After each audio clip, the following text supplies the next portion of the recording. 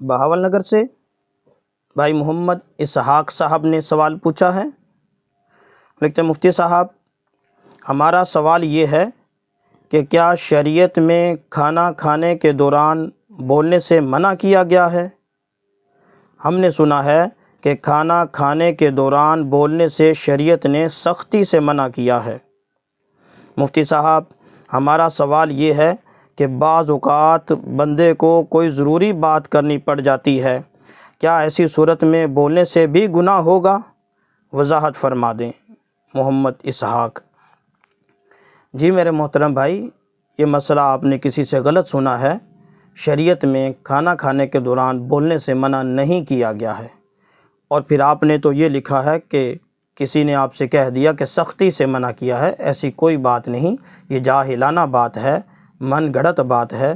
شریعت میں کھانا کھانے کے دوران بولنے سے منع ہرگز نہیں کیا، بلکہ میں ایک اور بتا دوں آپ کو، فتاوی شامی میں یہ لکھا ہوا ہے کہ کھانا کھانے کے دوران خاموش رہنے سے بہتر ہے کہ ہلکی پھلکی معروف بات ہو۔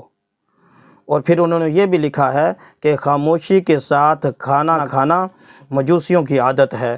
تو میرے محترم بھائی، علامہ شامی رحمہ اللہ تعالیٰ تو فتاوی شامی میں یہ لکھ رہے ہیں کہ خاموشی سے کھانا کھانے سے بہتر ہے کچھ نہ کچھ ہلکی پھلکی بات چلتی رہے، اور آپ کو کسی نے کہہ دیا سخت گناہ ہے، یہ جاہلانہ بات ہے۔ ایسی کوئی بات نہیں، بات وہی حق ہے، وہی صحیح ہے جو علامہ شامی رحمہ اللہ تعالیٰ نے فتاوی شامی میں لکھی ہے کہ کھانا کھانے کے دوران ہلکی پھلکی بات کر لینا اچھا ہے، اور خاموشی کے ساتھ اگر کوئی کھانا چاہے تو منع نہیں ہے، خاموشی کے ساتھ بھی کھا سکتا ہے۔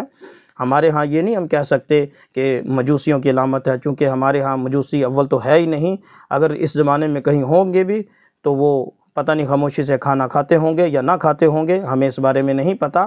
لیکن اگر کوئی خاموشی سے کھانا کھانا چاہے تو بھی کوئی حرج نہیں، خاموشی سے کھا لے، اور اگر کوئی ہلکی پھلکی بات کرنا چاہے تو اچھا ہے، ہلکی پھلکی کچھ بات کر لے، معروف بات کر لے تو یہ زیادہ اچھا ہے۔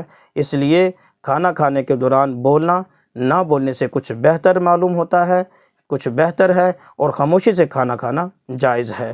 اس کو سخت گناہ کے ساتھ جوڑنا یہ نری جہالت ہے، اس لیے آپ کو جس شخص نے مسئلہ بتایا ہے یہ غلط بتایا ہے۔